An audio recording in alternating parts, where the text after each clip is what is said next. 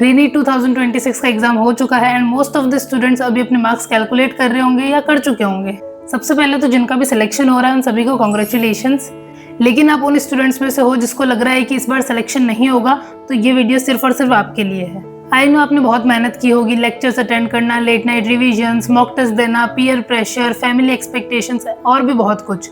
और इतना सब कुछ करने के बाद भी जब रिजल्ट अपने फेवर में नहीं आता तो लगता है कि सब कुछ एंड हो गया। बट द ट्रूथ इज कि सक्सेस का कोई एक रास्ता नहीं होता।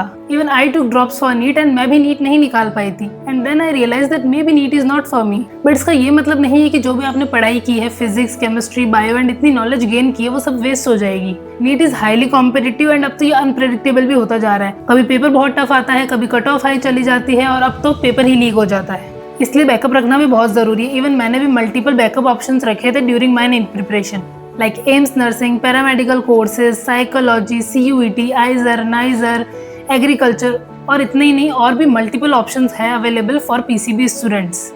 एंड आपको भी सिर्फ एक ही एग्जाम पे अपना फ्यूचर लॉक नहीं करना चाहिए। I chose a new field, forensic science.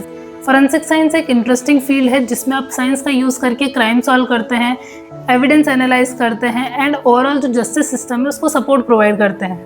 हाँ, इस फील्ड में भी चैलेंजेस है एंड अपॉर्चुनिटीज भी बहुत अनलिमिटेड नहीं होती है, लेकिन जब तक क्राइम्स रहेंगे फोरेंसिक एक्सपर्ट्स की भी नीड होगी and it's a developing field in India, तो इसके स्कोप्स कंटिन्यूसली बढ़ रहे हैं। अगर आपने CUET का एग्जाम दिया है तो आप integrated BSc MSc forensic science, BSc criminology जैसा कोर्सेज परस्यू कर सकते हो।